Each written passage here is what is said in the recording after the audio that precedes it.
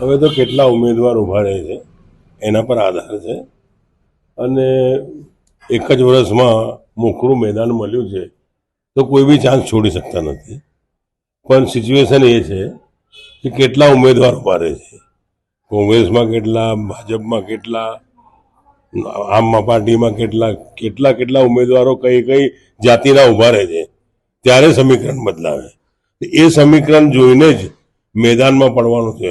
અને મેદાન એ ભાજપના વિરુદ્ધમાં ચાલતો હશે એને પાછલી બારી બી સપોર્ટ કરી શકે, યા ભાજપને સાથે લડવું હશે તો સામે બી લડવા જઈશ.